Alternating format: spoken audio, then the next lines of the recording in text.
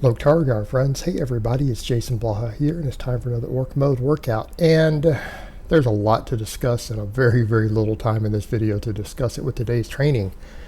Max effort bench press against bands, and I'm going to every other week increase band tension on this because I'm going to go light bands and then work my way up, and I'm going to go heavy chains and descend my way down, alternating back and forth for max effort. And max benches against bands. Wow. I haven't done this in many years, and I forgot how hard it is. People who say things like, well, I mean, how hard could 30 pounds of band tension be? Trust me, it is nothing like 30 pounds of chains. When the bar slows, you just get stuck. In other words, when you're maxing benching against bands, even relatively light bands, I mean, only 30 pounds. If it slows, the bar almost just jerks back down. In other words, you have to push through. You can't grind. So, I mean, I took a weight that, like, if I had chains, I would have just ground it out, right? Because this was tough already. 315 guys with only 30 pounds of band. And I only have a couple pounds at the bottom. So this is at most like 320 at the bottom, right? And then another 25 pounds on the way up. So this was only 340 at the lockout. This was challenging. And then I bumped 10 pounds and I failed it. Like, I missed it. You guys are going to see me get stuck. And if you guys watch what happens, you can't grind. Like, watch this one, right? And you'll notice even on the eccentric, the bands pulling you on the eccentric make you fight harder, like you just bleed energy. And when I went to do this, I exploded just fine off the chest. I mean, it's 330. 330 at the chest, if you count the little tiny 5 pounds of band tension. This shouldn't have been terrible, and I got it moving just fine, but as soon as I hit those bands and I measured it, the point where I got stuck, I went and checked the band because I could see my reference on here.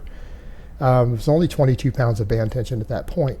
But when you're fighting against those bands, if the bar slows, the bands try to pull you back down. So right there, that's it. And it just jerks you down. You're done.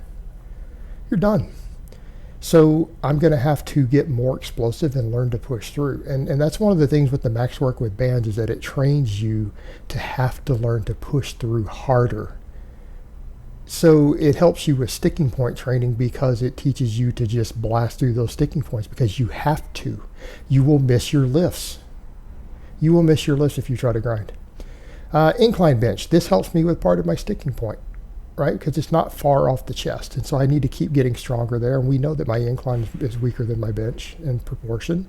So I'm going to keep hammering the incline bench. But I've realized when I'm looking at all the data out there right now on volume and hypertrophy and strength and everything, I've realized I'm going to dial things into where I do mostly try to do 5x5s for my compound assistance movements. And then we're going to try to work with 3 to 5 sets of 10 on smaller accessory movements that we're doing just for hypertrophy. And I don't know that there's ever going to be a need for me to do anything more than 10 reps. Right? I even need to be doing face pulls with stuff that's about 10 to 12. And so that means I've got to run heavier bands. But that's another topic entirely, discussing some of the data with rep ranges that's emerging in the discussion with myofibular hypertrophy and stuff. Fascinating topic. But we need to be getting stronger on everything. That includes even these assistance movements. We need our 5 rep maxes to go up. I need my 10 rep maxes to go up. So we've got to get stronger. So more tension, and we can adjust volume to accommodate. So 5x5 paused. So instead of 6x6, I did 5x5 today, and I went up 10 pounds because we need to get stronger at this. And I felt good with this. These were challenging, but they weren't limit sets. So I'm going to try to micro load this up every week, and we're just going to work this up because the goal is to what? Get the sets of 5 with 275 paused on the incline. And I feel like when I get there, my bench will have gone up substantially. We're going to rotate through the max effort work, the speed work, and we're going to use this for now as a primary strength builder because it addresses my weak points. It thickens up my weak links. I think between this and tricep work, and we can always rotate stuff, combined with the standard conjugate programming, that's going to get my bench up where I need it to be. Obviously, we need to thicken up my whole upper body, so rows, laterals, curls, all that stuff is going to be in there, right? That's all going to be there. That's an important part of it. But these are the primary direct carryovers. I just flat out need more chest, and I need more tricep, and I need them to be thick in the right places. All right, then we let the programming for the bench itself handle the rest. But guys, that band stuff, like maxing against bands when it starts getting heavy, is no joke. It's no joke. It is nothing like a reverse band. Or the chains. The chains are way easier. but it means we've got to do it. And I almost felt sore afterwards. After missing that lift and the bands pulled me down, I'm probably going to have pec DOMs tomorrow. It's an interesting thing. The weight I got last time on this to where it was really challenging on the third set, we got 5 sets of 10 on this today on the skull crushers. So this, I'm just going to slowly work it up and try to work with 5 sets of 10 and see if we can just get stronger over time. But again, strength is going to come slow. Hypertrophy is going to come slow because I'm recomping. I'm staying at maintenance calories.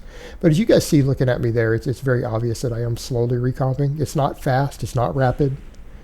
But my scale hasn't changed. I only fluctuate about a pound week to week. Like on the scale today, I think I pretty much weighed the exact same weight I weighed on January the 1st. So we're 6 months into the year and my weight's holding constant.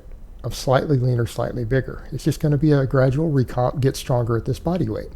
And a lot of people have been saying, hey, you can't do it. Well, I am doing it. It's just going to be slow. But the training's got to be on point. The diet has to be on point. I feel settled in with it. But yeah, this accessory movement, it should slowly get stronger. And that's what we want. Like this is going to be an important accessory. I really need to bring my triceps up. And I feel like, again, this is going to hopefully help more than things like the J-arm press. Because the J-arm press went up a lot for me. I got really strong at it. It didn't give the carryover that I wanted. And I was realizing that it wasn't. I'm like, okay, I need something that hammers the triceps even harder and maybe just thicken them up and don't even worry about what's the best carryover other than I'm going to get a stretch reflex. So I'm training this in a way that gives a stretch reflex so that we get, again, that will have some snap that carries over to the bench. But otherwise, like, let's just get my triceps big, thicken them up. We'll use the programming to get stronger on the bench, right? We'll use the conjugate stuff, max effort and dynamic effort, and then we pick good presses. That incline is going to carry over better than my tricep stuff will for movement pattern. I'm not going to worry about that. We're just picking a really effective tricep exercise to just thicken up the entire tricep with a good focus on the medial head because that's going to count more towards the bench. So that's the muscle down there near the elbow, right? That's the one that matters the most for the bench, but it all matters. So we're just going to thicken my triceps up with this. So again, it's a good general tricep exercise where I can get a good stretch, full range of motion, nice stretch reflex. And then again, 5 sets of 10. Nothing fancy. It really is just fluff work, but it's fluff work with a specific carryover, and it works. So we're going to do it for now. But as you guys see my back and everything, I'm definitely recomping a little bit. It's happening. You see my hamstrings there. And that's another reason I do the little shorts, because I don't want to have this argument that people want to talk about changes or not over time. And it's like, look, I'm just going to wear the shorts. Saves me a laundry bill, and everyone can just see real time. You can go back a couple months and just watch it over time with all my training. All my training is up. I do most of it in shorts these days. And in that way, we can just have a realistic assessment. No trickery, no Photoshop. I don't know how to do half natty lighting. I have the same light I've always had in here. And just get stronger. But the training's going good. I mean, as band benches are going to be tough, but I'm going to stick them out. All right. I realize that I don't want my reps to keep going up on this. I don't have other sets of dumbbells, but I've got adjustable chains. My chains are so adjustable that I can go up 3 pounds, 4 pounds, or whatever on each side whenever I want. I have so many chain sets at this point. You guys are going to love it when I'm doing the barbell work with it.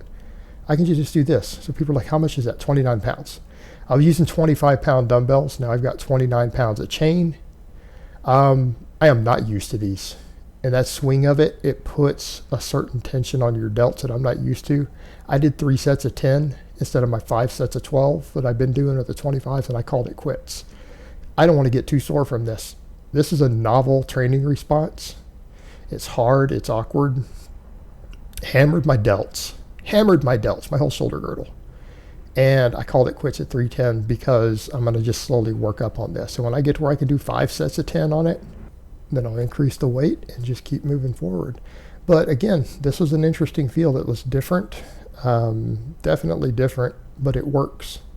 It works. Yeah, the chain's deloaded at the bottom, but that's the least important part. It doesn't really matter there, does it?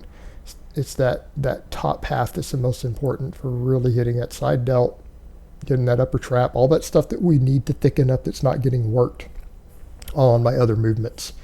And people say, well, why does this matter? Is it aesthetics? Well, yeah, sure, it will increase your aesthetics, but aesthetics is just about balance strength.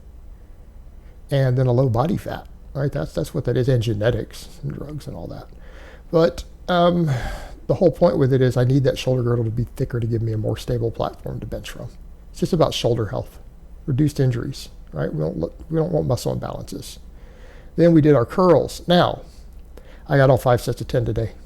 So this new weight that I struggled with on the last set last time that I couldn't quite get to my 10, I got them today. It was hard. I could not have done another rep.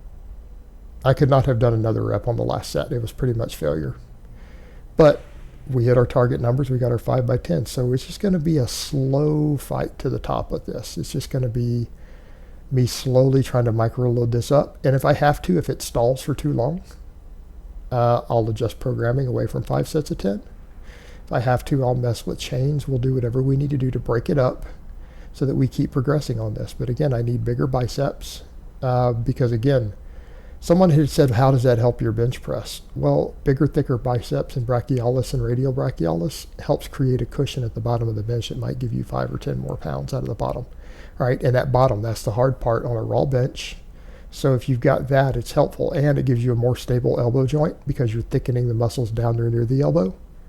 Give you a more stable joint, right? We need stable joints, just like we were talking about shoulder girdle as far as the side laterals. It just creates more stability. If we've got more stability down there around the joint, we reduce our injury risk.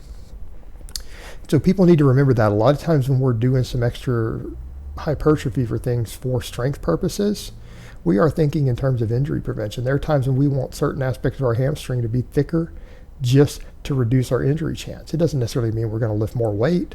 We may not. We're less likely to get hurt. So just strengthening all these little things is beneficial for a stability perspective and injury prevention perspective, because if we can have everything more stable and we can not get hurt, we can keep getting stronger. Like, you want to talk about what slows down strength progress? Injuries. If you can go 5 years without any injuries, even minor ones, and you can keep progressing and programming your training, you're going to get brutally strong, guys. But injury prevention is helpful. So little things add up. Hypertrophy in all these little areas adds up for getting strong, even if they're not primary movers. All right, guys, but that's really all I have to say on that today. I hope it's been informative, and I will talk to you guys next time.